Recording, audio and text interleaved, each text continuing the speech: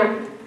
Страхувах се да си призная, щях даже да заплача, тъжах за детската си стая и за стария палачо. През вратата ти влязох с любов и тъга, тъгата по мама, любовта към света, с първите стъпки плахи, смели, смели, защото напред са поели. Детска градина в сърцето си взети, ти ще останеш завинаги с мен. Първо пътечко с обич поет те тръгна с тебе в новия ден. През вратата ти мина свят от мечти, мечти родени сред хора добри и много зрънца по пътя събрах, зрънца доброта, с които се топли.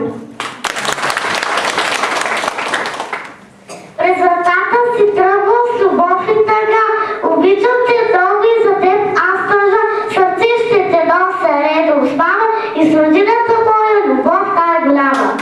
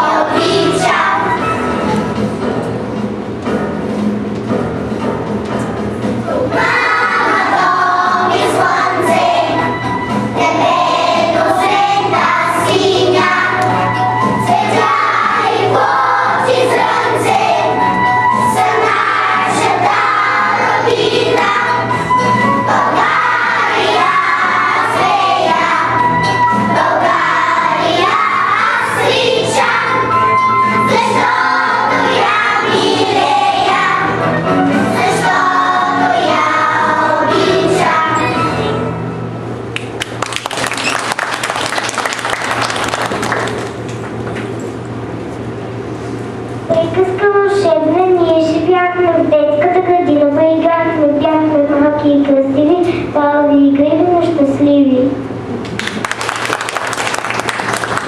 Сетихме как станахме големи, мечтали да станем капитани и смели. Учихме за въздуха, ходно за сезоните, за птиците, растенията, животните.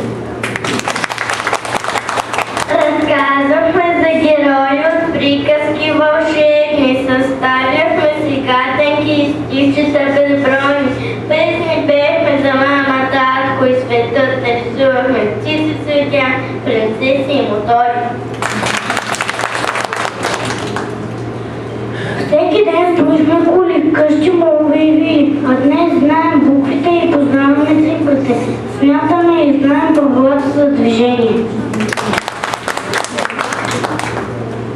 Така изминаха 4 години, игри, танци,